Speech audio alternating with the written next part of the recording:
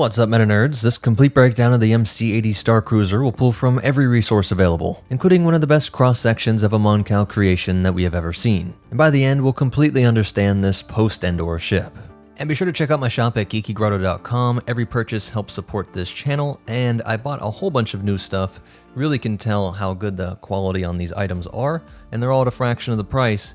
This is the Hubble telescope, which is just part of the space shuttle kit. I also got this enormous bag, is the Athens, the entire city kit.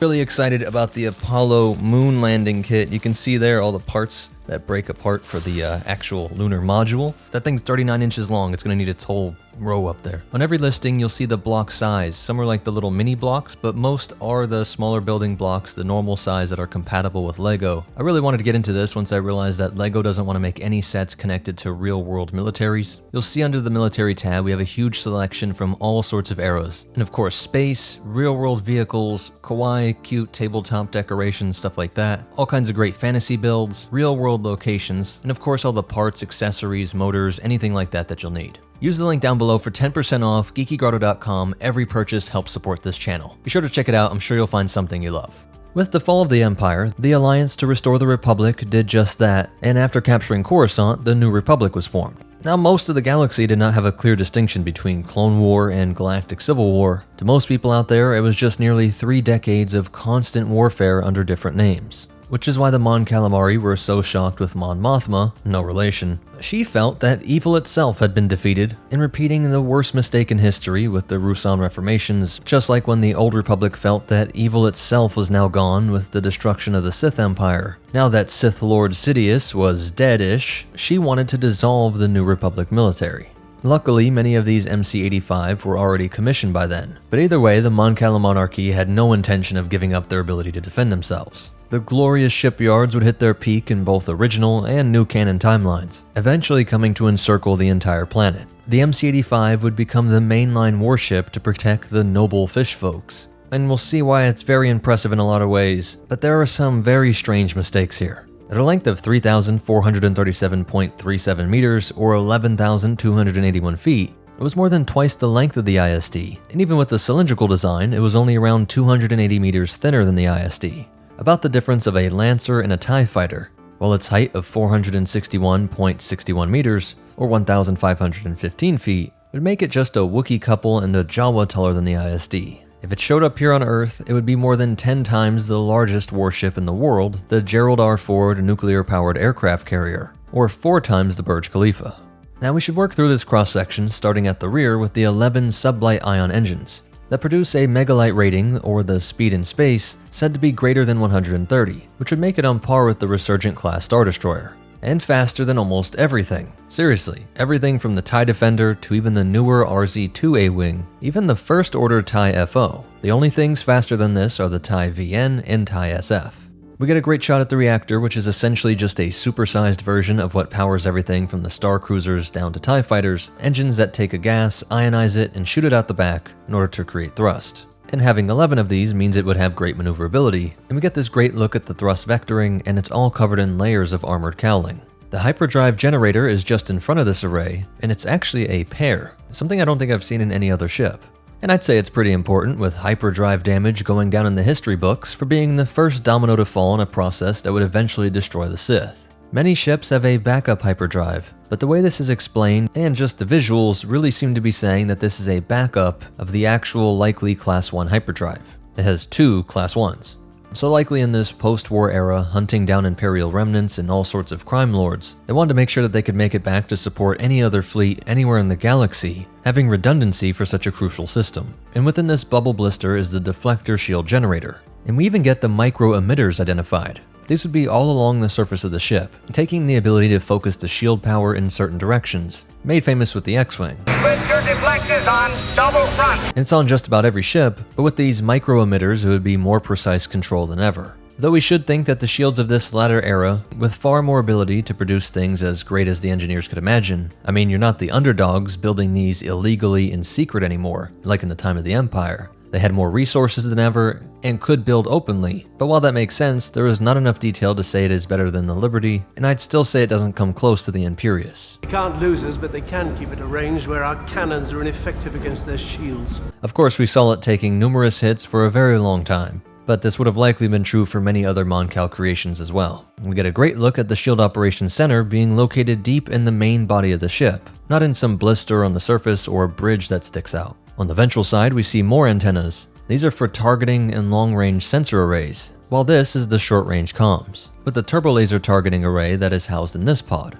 Right in front of that is one of the turbo laser cannon blisters. Many of these blisters are serving specialized roles, like deflector shield projectors, and this one is a tractor beam emitter, while the entire nose section is filled with more sensor arrays. And for going on offense, we see the sensor jamming and stealth systems, which I think is a great addition to a Star Cruiser. There's a really neat feature with this ventral bridge complex tucked up under the nose area, with the main bridge being up top. Not as exposed as the Kuat creations like the ISD and Venator, but there are these panoramic windows, and the entire bridge is very clean and spacious with panels for all the different specialists. Knowing what happens to this bridge is pretty ironic, given that it's one of the better integrated bridges in other Star Wars ships. What seems a bit risky is the enormous fuel tank storage. It looks like Zillo Beast could swim around in there. All that fuel is up front. People were mad at the fuel plotline with this ship. I made a bunch of videos on how all ships in Star Wars have always used fuel. It's in A New Hope and expanded all throughout all the decades since. You can still think it's a dumb or boring plotline, but not lore breaking or anything like that. But funny enough, after all the outrage, there is still a fuel aspect of the ship that doesn't make sense. You can't have so much existing lore on having weapons, shields, armor, etc., all built around the idea that firing forward and receiving most of your attacks head on is normal. Then make sure to put your enormous fuel tank up front. Most real-world planes, from fighter jets to airliners, store fuel in the wings or try to be central in the main fuselage because this weight distribution helps with balance. Traveling through atmospheres is a major part of their job. It's why we're almost always given an atmospheric speed detail. And it's also weird to make a whole plot point around the lack of fuel when this is one of the only ships supporting this sort of hybrid system with the ion scoop particle collector. This must mean that it's able to take in ionized gas and transform that into ship energy. So of course, out of universe, they wrote the movie script first and then the cross-section as an afterthought. But how funny that even these little details show a lack of coherent vision. So I guess after all the hoopla, I even have a niche fuel complaint about the MC85. I kinda like the ion scoop idea, and there are also these atmospheric ducts that take in the air in whatever environment it finds itself in, and runs it through this atmospheric processing plant, sorting the different gases and allowing them to refill on whatever breathable gas the crew needs, with that crew being a very diverse array of species at this time in the Calamari builds. Some of the original Calamari creations were filled with water since it was just for them, and this allowed for all sorts of useful things, like you don't need to walk on the floor, you can swim up to all sides of the room. Like a zero-G environment for humans, there's no real difference in being sideways or upside down.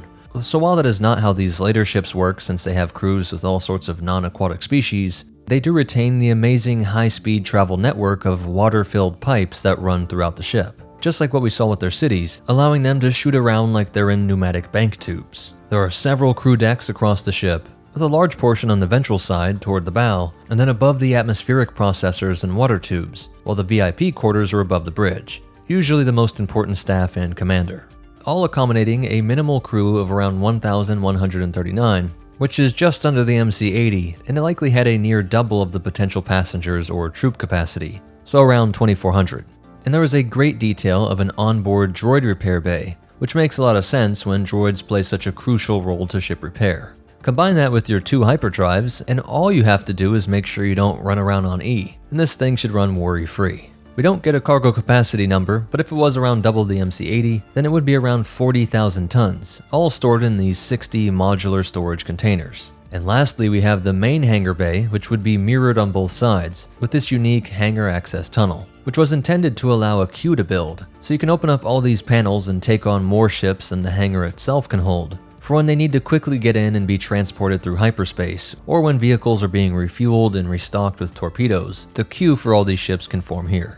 The total complement's a bit strange because it's just listing what was currently on board, so keep in mind that the MC80 Home 1 could carry from 36 to 120 starfighters. So with this being 3 times the size, the configuration of fighters, bombers, and interceptors could have been substantial. but when we see it, there are at least 4 SF-17 heavy bombers, a resistance transport pod, 30 U-55 orbital load lifters, 4 RZ-2 A-wings, and 7 T-70 X-wings. And the total armament was 18 heavy torpedoes, 18 heavy ion cannons, 12 point defense laser cannons, 6 proton torpedo launchers, and multiple tractor beam projectors. And none of that made any sense, with it only being a quarter of the guns on the Home 1, which was in service around 30 years before this and built when it was illegal to do so and with far less resources. There's really no justifying any of that.